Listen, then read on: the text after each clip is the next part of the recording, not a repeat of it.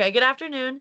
My name is Maddie, and this is Liam, Hisashi, Sam, and Matthew, and we are Team Precious Plastics. The goal of our capstone project is to create a system that would divert the large amount of plastic that is thrown out and recycled each day at the University of Rochester.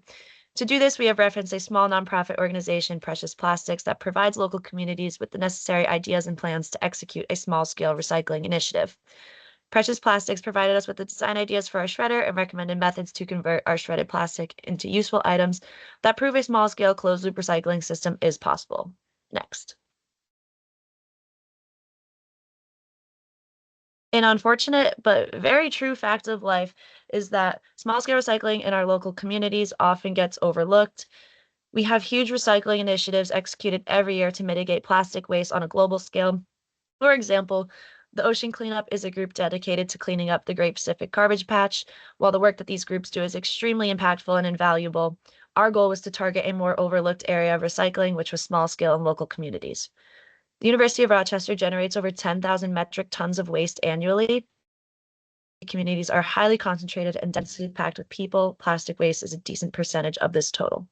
We hope that this project will help the university utilize its overlooked plastic waste for a more fun and sustainable initiative. While there may not be a gap in the market for a simple plastic shredder, a closed-loop recycling system that is compatible with our current campus resources will without a doubt add value to the community around us. Our system encompasses a fully functioning plastic shredder that was designed with the intention of consuming the large amount of polypropylene plastic waste on campus. Our intention was to use Starbucks cups, a common accessory sported by many students, faculty, and staff. Prior research indicated that the number of cold cups consumed daily would provide a sufficient and consistent supply of PP plastic. We identified a few different areas of opportunity where we felt that a closed-loop recycling system could improve these conditions greatly, and we saw opportunity amongst the environment, the aesthetic look of the campus, and the overall process of sustainability. Next. Okay, so as Maddie mentioned, we're making a shredder. And then the next step is once we've shredded all this plastic from Starbucks, we have to inject it into something useful to people on campus. So we had to come up with some kind of mold, come up with some kind of shredder, and then basically figure out how that process was going to work. So the main concern, I think, going into designing the shredder was making sure that it was going to be safe. It runs pretty fast, and our shredder right now could definitely take off someone's finger if they weren't careful.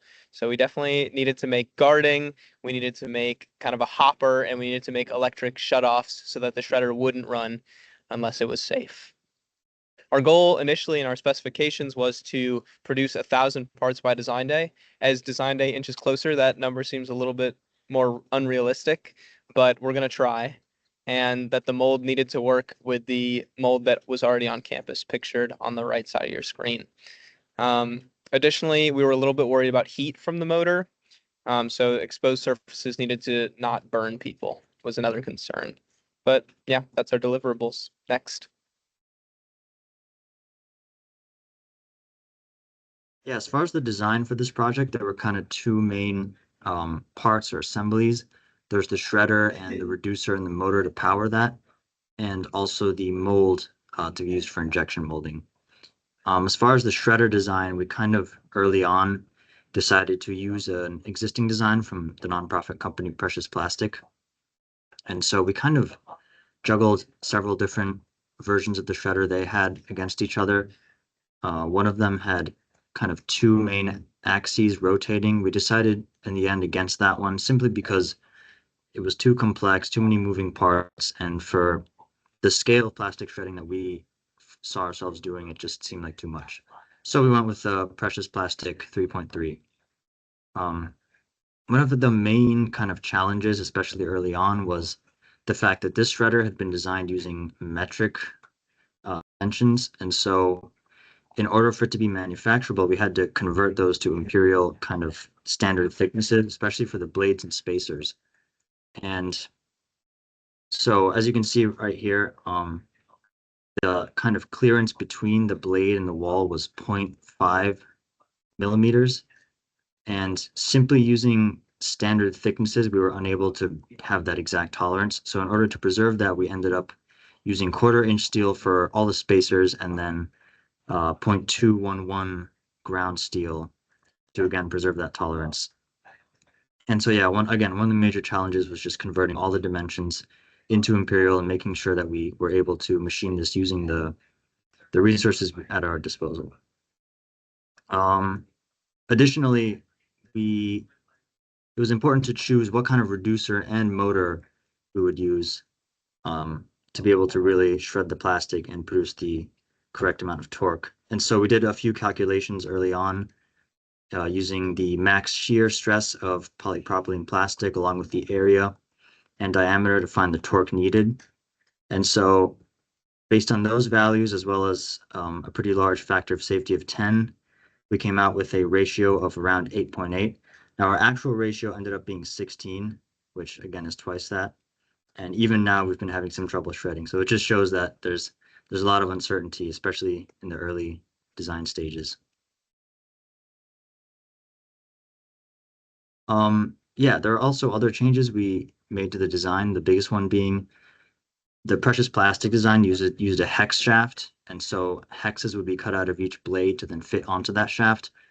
Because we were plasma cutting our blades, the finish, or I guess the tolerance in the hex shaft on those blades was just not, it just wasn't precise enough to be able to fit onto a hex shaft. So instead, we ended up opting for a circular shaft with a key cut into it, which we knew we could machine using the ProtoTrack and other tools in Taylor Machine Shop. Um, Furthermore, we so the original shredder was designed for a to have these kind of side bearing walls to be around ½ inch. And kind of later in the design phase, we realized we did not need ½ inch walls. So we changed those to 3/16. However, that meant that the lock nut we were using to lock together the blades would be protruding outwards. And so that meant we needed some kind of spacer between the bearing mount and the wall. And I guess that's just one example of the many small little challenges we faced throughout the design process. Additionally, the kind of grate underneath the shredder was designed and edited from precious plastic to include 4 mounting slots. This meant it could be moved up and down, and overall, just a simpler design from the precious plastic one. So throughout the manufacturing process, we came across a couple challenges which forced us to kind of shift the way we were approaching the manufacturing process as a whole. The first of which was the previously mentioned shift from a hex shaft to a keyed circular shaft. What this meant for us, the biggest change that it caused for us was that the precious plastics design only needed 3 different blades based on the fact that you could have 3 different blades and then rotate them at different points in the hex to achieve the pattern that they wanted across the shaft. But once we were shifted to a keyed shaft, we needed to make every single blade to have its own individual angle and its own individual key to make sure we can replicate that spiral pattern that they have along the shaft. To do this, we designed a 3D printing, like a 3D printed fixture to line up the blade inside the box, as you can see kind of on the picture to the right. And then by having a ruler run across the spaces in the walls of the box, we could accurately scribe in individual angles on each blade, and so that each blade could have their own unique angle to still replicate the spiral pattern that was in the hex shaft design with a keyed shaft. Another challenge we came across was when we were manufacturing the holes for the various spacers and blades, many of them had hardened because of the heat treating that came from the plasma cutting. And so in order to undo that, it became necessary to take those blades and then put them in a furnace to soften the metal again before we could then clean them up so that the top, like the fit between the shaft and the blades was much more accurate and fitted the way that we needed it to. And then finally, the initial motor we had selected wasn't able to put out the amount of torque that it was rated for due to the difference in the power that was supplied by the socket and what the motor itself required. And so in order to remedy this, we swapped over to a different motor which had the same rating as far as the torque that it puts out, but it ran at it required a amount of power which is something that could be supplied by the socket, and this actually came with an increase in speed. And so the additional stage that we're going to add in the reduction is something else to accommodate that change as well. Next.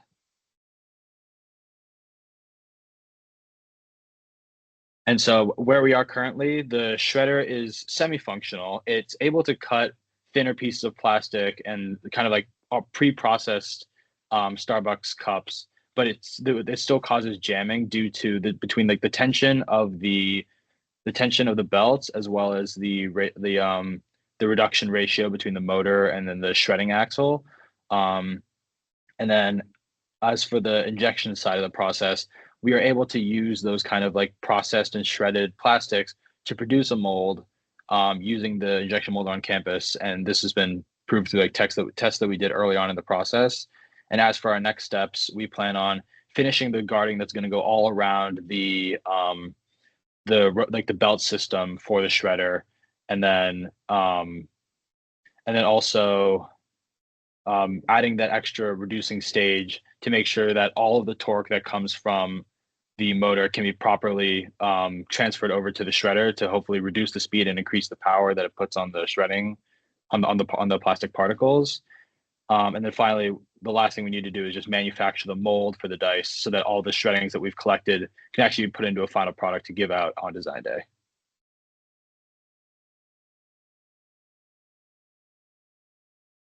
And that's the conclusion. Our shredder works well with a horsepower horsepower motor, which is new, and it is fully functional, and it is now able to shred Starbucks cups, even though it is pre-processed as designed. The mold injection process is tested later before and is fully operational. Our groups meets the majority of the project requirements and specification from our sponsor. For the future, we will increase the manufacturing accuracy of the parts to prevent potential defects like misalignment between the shaft and the blade. And we will using a more powerful motor and a gearbox with an even larger reduction ratio to provide better performance, which means better torque for the shredder. As a result, our shredder would be able to handle different kinds of plastic recycling, include thicker pieces of plastic, milker jack, water bottles, and of course our Starbucks cups. And for acknowledgement, we would like to thank Chris Perret, Bill Mildenberger, Alex Bordeaux, Samantha Chrisman for their invaluable assistance. And we would special thanks to Paragon Steel Rule Dices Incorporation for their timely water jet assistance. And of course, we would like to thank our project sponsor and instructor, Professor Christopher Muir, for his invaluable suggestion, assistance, and instruction. That's all for our project, and that's all for our presentation. Thank you.